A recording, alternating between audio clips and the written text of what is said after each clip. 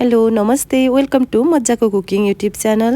आज पनि मैले हजुरहरूको फुड क्रेभिङलाई ध्यानमा राख्दै एकदमै मिठो जुरुम जुरुम परेको पाङ्ग्रा फ्राईको रेसिपी लिएर आएको छु। सुरु गरौँ आजको रेसिपी। यसको लागि हजुरहरूले आवश्यकता अनुसार कुखुराको पाङ्ग्रा लिन सक्नुहुन्छ। यसलाई हजुरहरूले घरमा लिएर आएर राम्रोसँग धोइ पोखाली गरिसकेपछि आवश्यकता अनुसार पानी राखेर यसलाई हजुरहरूले उसिन्नु पर्ने हुन्छ। साथसाथै यसमा मैले थोरै लौङ, दालचिनी र सुकमेल राखेँ, हल्दी पाउडर राखेँ र दुईटा लेमन स्लाइस राखेँ र यसमा मैले धनियाको डाँठपट्टिको पार्टलाई पनि राखेँ। यति राखेर राम्रोसँग चलाउनु होला। यसले चाहिँ यसमा पाङ्ग्रामा भएको स्मेलहरूलाई हटाएर एकदम राम्रो फ्लेभर निकाल्छ। त्यसैले यति सामग्रीहरू छ भने चाहिँ हजुरहरूले राखेर बोइल गर्नु होला।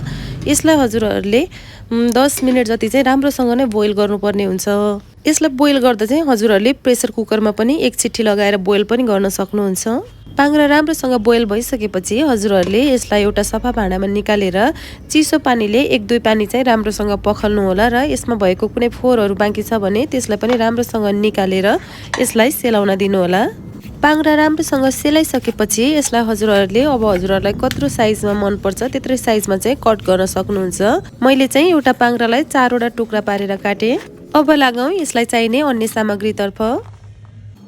पाङ्ग्रामा चाहिँ अलिकति बढी लसुन र अदुवा राख्दाखेरि मिठो हुन्छ। त्यसैले यसलाई मैले सुरुमा फ्राई गर्नको लागि लसुन र अदुवालाई चाहिँ मसिनो लामो लामो पिस गरेर चाहिँ काटेँ, जसरी भिडियोमा देखाइएको छ। लसुन अदुवा रेडी भइसकेपछि अब हजुरहरूले एउटा प्यानमा आवश्यकता अनुसार तेल तताउनु होला।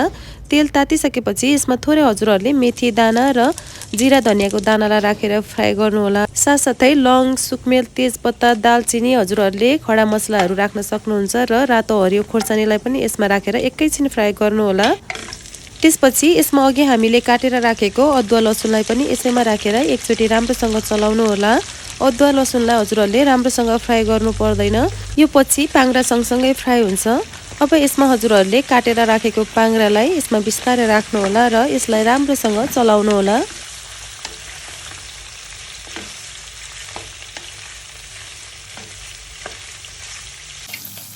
यसलाई चाहिँ हजुरहरूले बिना मरमसला नै राम्रोसँग चलाउँदै पकाउँदै गर्नुपर्ने हुन्छ। यसलाई लगभग हजुरहरूले 5-7 मिनट जति चाहिँ त्यत्तिकै नै फ्राई गर्नुपर्ने हुन्छ।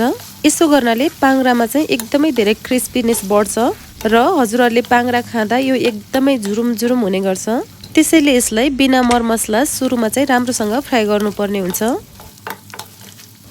लगभग यतिको फ्राई भइसकेपछि यसमा अब हजुरहरूले आवश्यकता अनुसार हल्दी पाउडर राख्नु होला र हल्दी पाउडर राखिसकेपछि यसलाई हजुरहरूले राम्रोसँग चलाउनु होला। राम्रोसँग चलाइसकेपछि अब यसमा हजुरहरूले आवश्यकता अनुसार नुन राख्न सक्नुहुन्छ। स्वाद अनुसार नुन राखिसकेपछि यसलाई हजुरहरूले राम्रोसँग चलाउनु होला। राम्रोसँग चलाएर यसलाई 1-2 मिनट जति पकाउनु होला। त्यसपछि अब हजुरहरूले कतिको पिरो खानुहुन्छ त्यही अनुसार हरियो खोर्सानी राख्न सक्नुहुन्छ र साथसाथै मसिनो गरी पिसेको अदुवा र लसुनको पेस्टलाई पनि थोरै मात्रामा यसमा राखेर यसलाई पनि हजुरहरूले राम्रोसँग फ्राई गर्नुपर्ने हुन्छ। अदुवा लसुनको पेस्ट राखिसकेपछि यसलाई हजुरहरूले 2-3 मिनट जति राम्रोसँग फ्राई गर्नु होला, ताकि यसको लसुन अदुवाको नराम्रो स्मेल हटेर एकदमै मिठो फ्लेभर निस्किन्छ। त्यसपछि यसमा अब हजुरहरूले जिरा धनियाको धुलो राख्न सक्नुहुन्छ। साथसाथै अब हजुरहरूले कतिको पिरो खानुहुन्छ त्यही अनुसार रातो खोर्सानीको धुलोलाई पनि यसैमा राखेर राम्रोसँग चलाउनु होला। राम्रोसँग चलाएर यसलाई नि 1-2 मिनट पकाइसकेपछि यसमा अब हजुरहरूले मसिनो गरी काटेर राखेको प्याजलाई राखेर पकाउन सक्नुहुन्छ। प्याज राखेको मन पर्दैन भने यो पार्टलाई हजुरहरूले स्किप गर्न सक्नुहुन्छ। मैले चाहिँ यसमा प्याज राखेर चाहिँ यसलाई मैले 2-4 मिनट जति अझ राम्रोसँग फ्राई गरेँ। यसलाई चाहिँ मैले अब एकचोटि ढाकेर पकाउँछु। प्याज राखेर एकछिन छोपेर पकाइसकेपछि प्याज हल्का राम्रोसँग भुटिसकेको हुन्छ।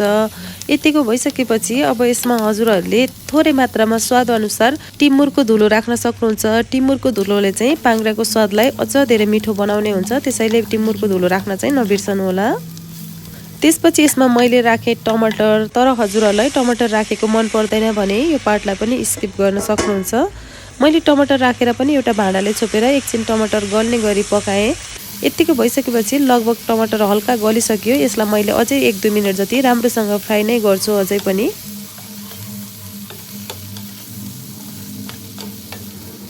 हामीले राखेको टमाटर राम्रोसँग नगलेको हुँदा यसलाई मैले एकचोटि छोपेर अझै राम्रोसँग पकाउँछु।